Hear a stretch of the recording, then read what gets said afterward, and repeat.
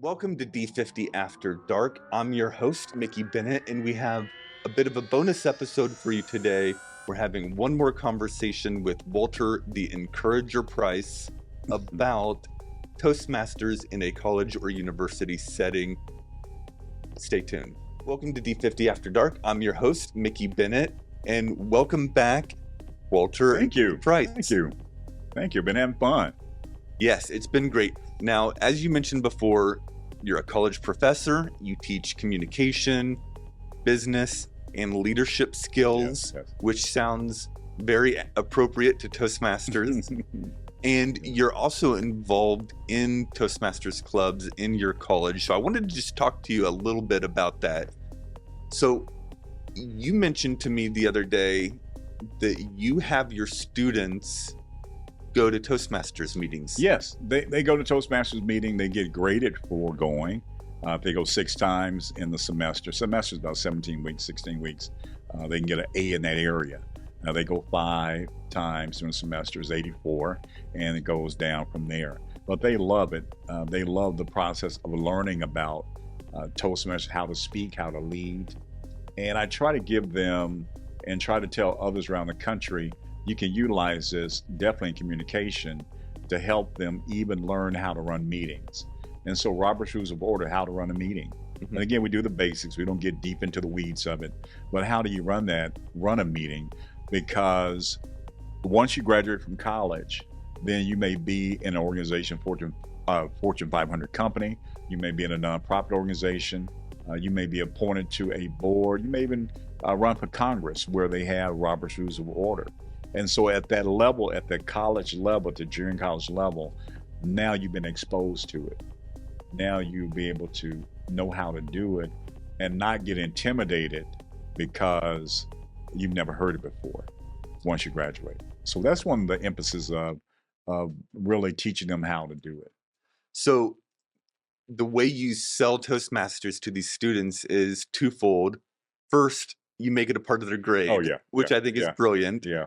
And then you also tell them about how this is going to benefit Yeah, them in in their life. career. In life. Yeah. And it can help you tremendously because when your boss sees or you can run a meeting, a committee meeting, or a section meeting, and you all identify and utilizing Robert's Rules of Order, they say, oh, that young lady, that young man, oh, I need to put them in some type of leadership because they have that skill.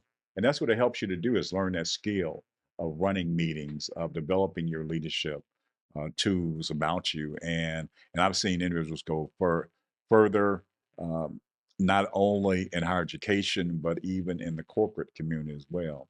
And part of our body, our membership body, we've had district judges that have come on as members of our club, Mhm. and they've been able to mentor some of our students as well. We've had about 4 or 5 different chief judges from District 50 come and become members of our club, and then they mentored other students as well. Very cool. Now, so you have a club in your college. What was your college again? Toastmasters of Terrell. Terrell. Okay, Toastmasters of Terrell. And so in Toastmasters, we have, I believe, 3 different types of Toastmasters clubs. hmm There's a community club hmm that's open to anybody. Yeah. There's advanced clubs, and there may be specific restrictions, Yeah. but the basic idea is hmm it's your second club. We're community clubs, so anyone can join. Okay. So even outside, you don't have to be a student, even outside of that. The good thing about that, Mickey, is you have students now that are mentored by people who are working every day. They have their own companies. They're part of corporations, that type of thing. And so even through that mentorship, our students have that opportunity to even grow through that process as well. Interesting. So your particular college club is not that third type of Toastmasters club, a closed club, Mhm. or sometimes referred to as a corporate Yeah, club, where you have to be a member of some other specific right, organization to join the club. right. You actually have a community club. Yes, yes, yeah. So you mentioned that you have people from the community, like business people who can hmm come in. Is that why you made it an open club, or is there some other? It's always been an open club. We've just also included our students as well Yeah. to make sure that they're exposed to it. And then some of our members outside that are not students, sometimes they sponsor many of our students as well. And so they pay the fee for them to become members of it. And it really helps our students grow to learn about Toastmasters, learn about Robert's Rules of Order, and learn about leadership as well. Yeah, so that's interesting. I had assumed that you like many college clubs are closed clubs, and sometimes they do great, right? Mhm. I know UTD has some really successful clubs in Mhm. part because Gaurav is Right. there and keeping them vital. But some closed college clubs struggle because every year they're losing like 25% Mhm. of their Mhm. members, probably their most experienced members. Every year they're losing the 25%, Yeah. and then they go away for 3 months, Yeah. which kills the And that's the momentum. challenge. That's the challenge because summer, recess, the holidays, and so we have a community. The community still, they still go on. They still carry on that Toastmasters club and the meetings. And you want to have that base of a community. Hmm. Those 5, 6, 7, 8 people, they're always there. Yeah. And that way you don't have this process of the momentum dying, but rather it's going.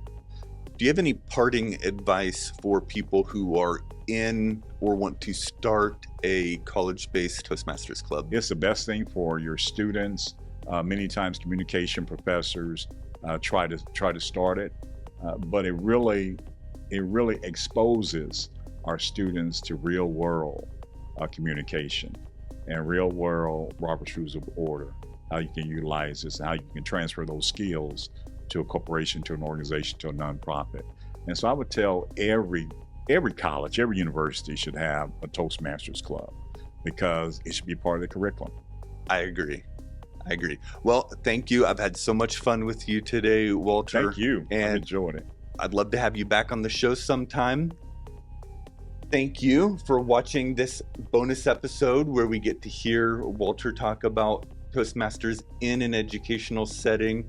And as always, it's been great having you with us today.